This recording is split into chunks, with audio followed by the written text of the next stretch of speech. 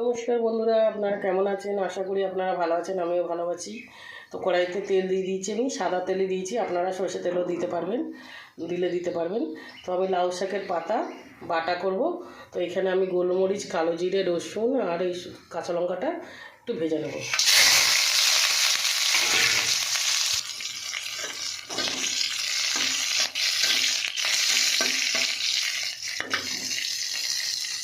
তো বন্ধুরা, আমি এখানে এই যে লাউ শাকটা ধুয়ে ছোটো ছোটো করে কেটে ধুয়ে নিয়েছি।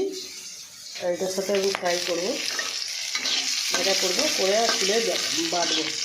তো আপনারা এরকম করে বানিয়ে খাবেন, ওইটা দিয়েই ভাত খাওয়া যাবে, খুব ভালো লাগে খেতে। গরম গরম ভাতের সাথে আপনারাও খাবেন, খুব ভালো লাগবে খেতে। এই যে পাতাটা দিয়ে দেবো, পাতাটা একটু ভাজা ভাজা করে নেবো, নিয়ে আমি শিলবাটায় ভালো করে বেটে দেবো। বন্ধুরা একটু নুন দিয়ে দেবো আমি। তো বন্ধুরা যে পাতাটা ভাজা হয়ে গেছে, তো বন্ধুরা আমি এটা বেটে নেবো ভালো করে। তো বন্ধুরা আমার এই যে লাউ পাতা বাটা হয়ে গেছে, আপনারা এরকম করে বেটে ভাতের সাথে খাবেন, খুব ভালো লাগবে খেতে। বন্ধুরা, আমার ভিডিও যদি আপনাদের ভালো লাগে আপনারা লাইক, শেয়ার, কমেন্ট করে দেবেন আর সাবস্ক্রাইব করে দেবেন বন্ধুরা। তো নমস্কার বন্ধুরা।